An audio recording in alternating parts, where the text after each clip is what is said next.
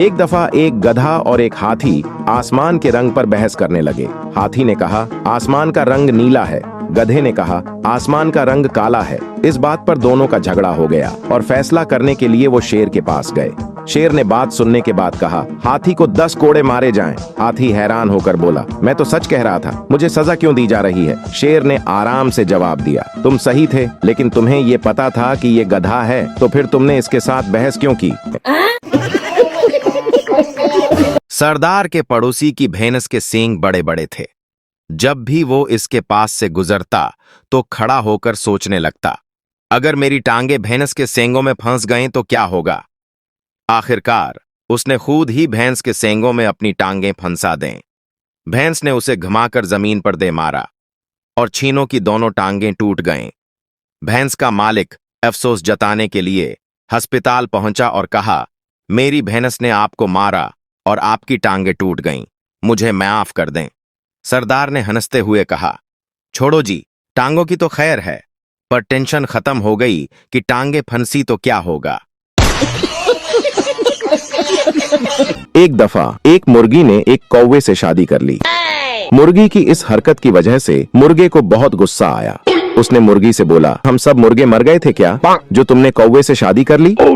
मुर्गी बोली, अरे नहीं, मैं तुमसे ही शादी करने वाली थी, बस घर वालों की ख्वाहिश थी कि लड़का एयरफोर्स में हो।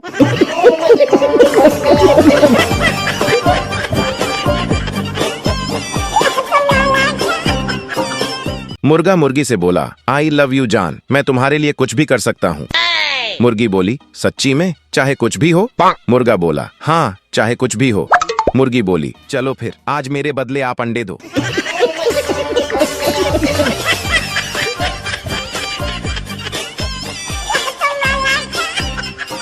एक शादीशुदा आदमी की एक लड़की के साथ दोस्ती हो गई। एक दिन वो उस लड़की के साथ डेट पर गया। दोनों ने एक दूसरे के साथ बहुत वक्त गुजारा। वापसी पर लड़की को घर छोड़ने के बाद आदमी ने अपने जूते और कपड़े मिट्टी में रगड़ रगड़ कर गंदे कर लिए और उसके बाद घर चला गया। घर पहुंचा तो बेबी ने पूछा, इतना वक्त कहाँ थे तुम? आदमी बोला, मैं तुमसे कुछ छिपाना नहीं चाहता, मेरा एक लड़की के साथ चुक्कर चल रहा है और आज मैं उसके साथ डेट पर गया था। बेबी ने शोहर के जूते और कपड़ों की तरफ देखा और बोली, झूठे, तुम आज फिर फुटबॉल खेलने गए थे ना? आदमी, उफ, तुम्हें आज फिर से पता चल गया, तुम बहुत तेज हो मेरी जान। मियां बीवी बैठे टीवी देख रहे थे। बेबी हर घंटे बाद उठकर किचन में जाती। शोहर को तजस्सुस हुआ तो वो भी बेबी के पीछे किचन में आ गया। देखा तो बेबी चीनी का डिब्बा खोलकर देख रही है। शोहर, ये क्या कर रही हो?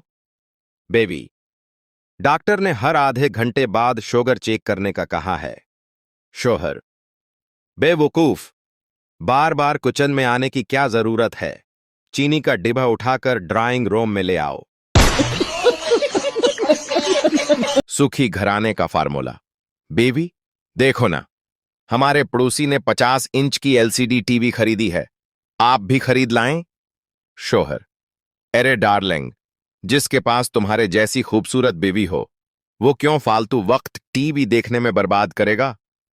बेबी, आप भी ना, अभी आपके लिए पकोड़े बनाकर लाती हूं। बेबी रोते हुए बोली, बेबी, आप मेरी सालगिरह का दिन कैसे भूल गए? शोहर, भला तुम्हारी सालगिरह का दिन कोई कैसे याद रखे? तुम्हें देखो, जरा भी नहीं लगता कि तुम्हारी उम्र बढ़ रही है। बेबी आंसू पूंछते हुए बोली, सच, अभी आपके लिए खीर बनाकर लाती हूं। शोहर और बेबी में झगड़ा हो रहा था। बेबी, मैं पूरा घर संभालती हूं, बच्चों को संभालती हूं, खाना पकाती हूं, घर साफ करती हूं, तुम क्या करते हो? शोहर, मैं खुद को संभालता हूं, तुम्हारी नशीली आंखें देखकर। बेबी, आप भी ना, चलो बताओ, आज किया बनाऊं आपकी पसंद का।